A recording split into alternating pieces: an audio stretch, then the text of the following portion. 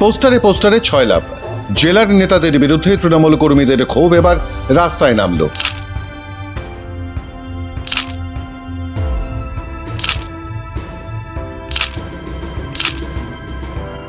এই ছবি বালুরঘাটের। দুই গোষ্ঠীর দাবি তারাই আসল, অপরপক্ষ উড়ে এসে জুড়ে বসেছে। কেউ কেউ বলছেন টাকা দিয়ে নেতা হয়েছেন জেলায়, হয়েছেন জেলা সভাপতি, বিধায়ক, মন্ত্রী। উদ্দেশ্য কাটমানি তোলাবাজির সিংহভাগ, আর সে কারণেই দলীয় কর্মীদের গুরুত্ব নেই তৃণমূলে।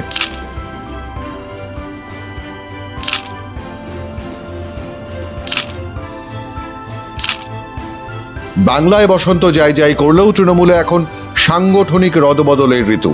সে কারণেই জেলায় জেলায় আনুগত্য দেখানোর দৌড় চলছে। পোস্টারেও সে কথাই প্রাধান্য পেয়েছে। সৌজন্যে অভিষেক ব্যানার্জি ফ্যান ক্লাব বালুরঘাট।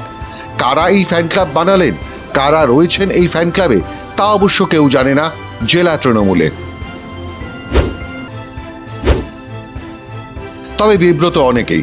কেউ জেলার মন্ত্রী বিপ্লব মিত্রের গোষ্ঠীবাজিকে ইঙ্গিত করছেন, কেউ আবার বিপ্লব বিরোধী গোষ্ঠী শঙ্কর চক্রবর্তীর পুত্রবধূ প্রদীপ্তা চক্রবর্তীর দণ্ডিকাণ্ড সামনে আনছেন। এই সেই প্রদীপ্তা চক্রবর্তী যিনি দক্ষিণ দিনাজপুর জেলার দণ্ডিকাণ্ডের মূল অভিযুক্ত ছিলেন। তখন প্রদীপ্তা চক্রবর্তী পুরসভার ভাইস চেয়ারপারসন ছিলেন, জেলা তৃণমূল কংগ্রেসের সভানেত্রীও। দণ্ডিকাণ্ডের পর তাকে ভাইস চেয়ারম্যান পদ থেকে সরিয়ে দেওয়া হয়। এখন মামলা জিতে এসে ফের তিনি পুরনো আধিপত্য ফিরে পেতে চাইছেন। আর পুত্রবধূ প্রদীপ্তা চক্রবর্তীর হাত ধরে শঙ্কর চক্রবর্তীও চাইছেন সেই ক্ষমতার স্বাদ। এই প্রদীপ্তা এখন সাধারণ পুর প্রতিনিধি হিসেবে আছেন, সেটা আর তার সহ্য হচ্ছে না। তাকে অভিষেকের নির্দেশে সরে যেতে হয়েছিল। মমতার নির্দেশে কলকাতা হাইকোর্টে মামলা জিতে ফিরে এসেছেন। বিপ্লব মিত্র শিবিরের নেতারা তাকে দলীয় নানা কর্মসূচি থেকে বিরত থাকার কথা বললেও মানছেন না বিপ্লবের বিরোধী গোষ্ঠীর নেতারা।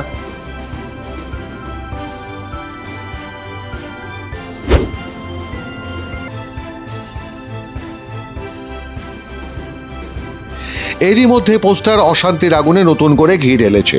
তৃণমূলের কোনো নেতাই প্রকাশ্যে মুখ খুলতে না চাইলেও গোপনে জানাচ্ছেন অনেক কথাই। কেউ বলছেন বিপ্লবের বিরুদ্ধে বিপ্লব অভিষেক পন্থীদের। বিপ্লব মিত্র তৃণমূল কংগ্রেসের বিধায়ক, মন্ত্রী। দক্ষিণ দিনাজপুর জেলা সভাপতি সুভাষ বাওয়াল চলেন তার কথা মতো। সেই বিপ্লব মিত্রের বিরোধী গোষ্ঠীর নেতা হলেন জেলার প্রাক্তন সভাপতি মৃণাল সরকার। আর এই মৃণালের সঙ্গী জেলা পরিষদের সহ সভাপতি অম্বরীশ সরকার ও শঙ্কর চক্রবর্তীরা।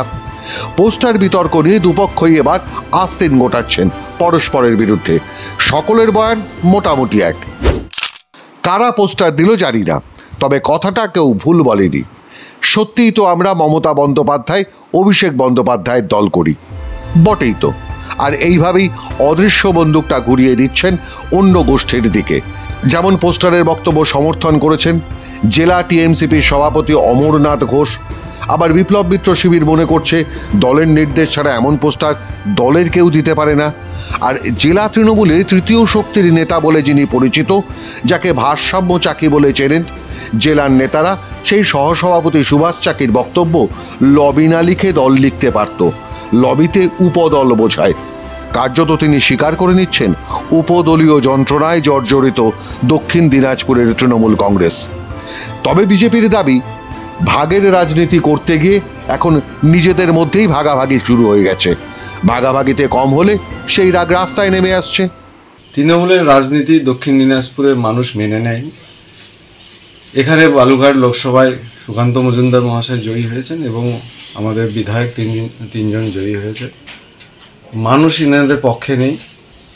ওনারা একে অপরের বিষোদ্গার করছে, একে অপরের বিরুদ্ধে বলছে। রাস্তায় ওদের দলীয় নেতৃত্বের বিরুদ্ধে পোস্টার পড়ছে। তো এটা হওয়ারই ছিল। এদের কোনো পরিকল্পনা নেই। এদের ভাগের রাজনীতি, ভাগের কম বেশি হলে মাঝে মাঝে এদের এরকম গোসা হয়। আর এটা মানুষ ওদের ম্যাজিক শো দেখছে। আগামী দিনে মানুষ এদেরকে ছুঁড়ে ফেলবে।